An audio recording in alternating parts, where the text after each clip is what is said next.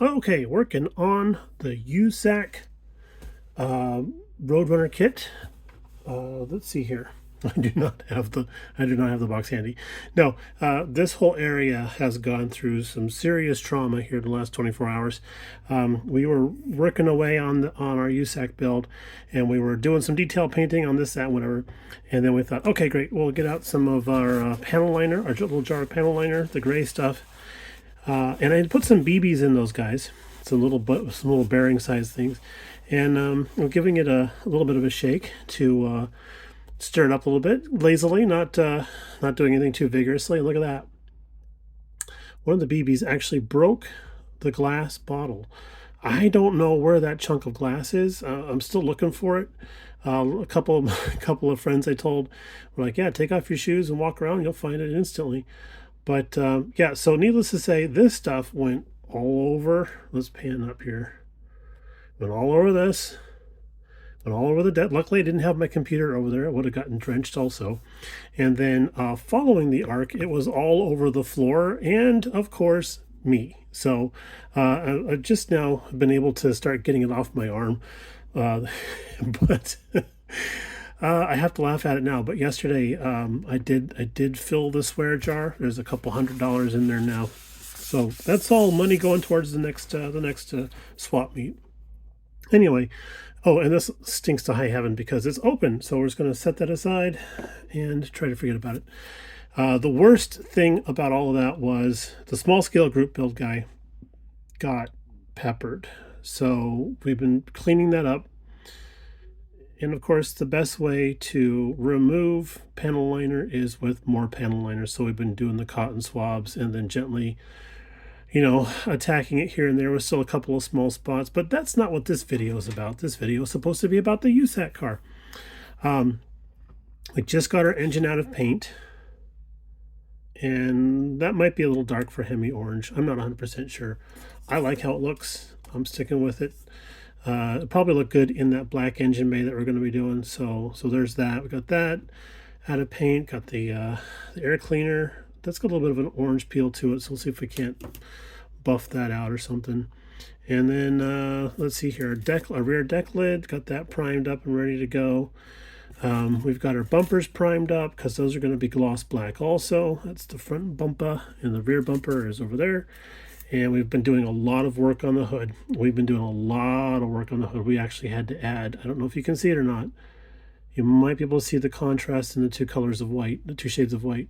But we had to add a very thick strip of styrene on this side and a very narrow strip of styrene on this side. Now we do know, we're aware of the fact that adding primer and paint is going to make this here a little bit larger in diameter and such. But we've if everything goes to plan, we have enough gappage going on, so it's going to be good.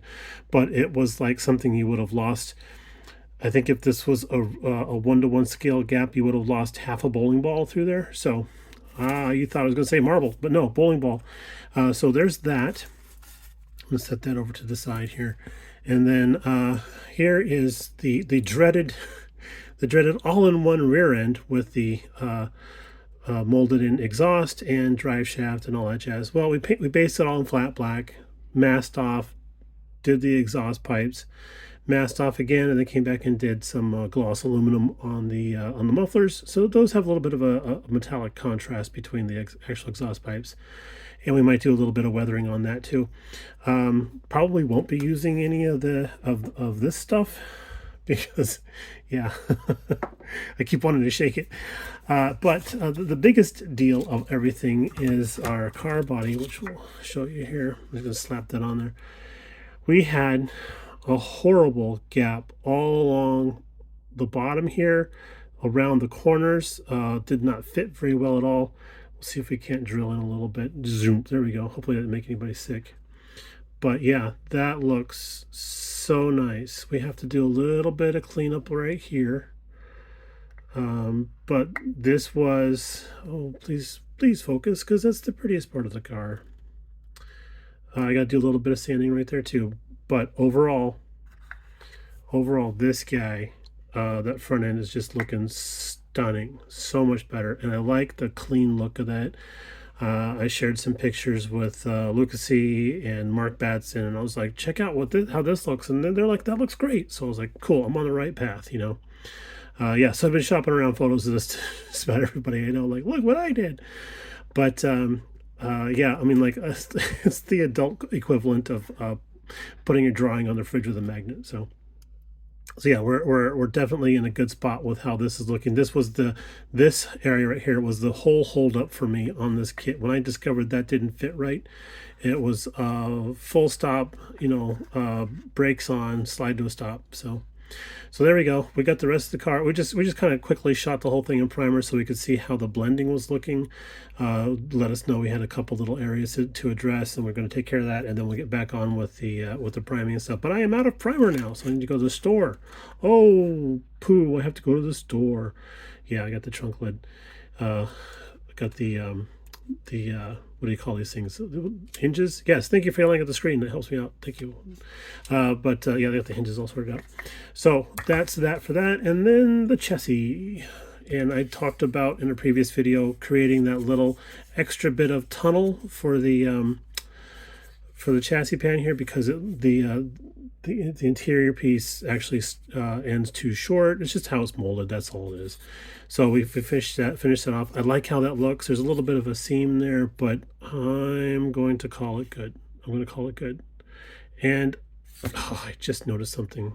Oh man! Hopefully my buddy Rattlecan Shenanigans is every time he sees one of these things, he writes me. He's like, "You're triggering me, man. You're triggering me." I didn't see that.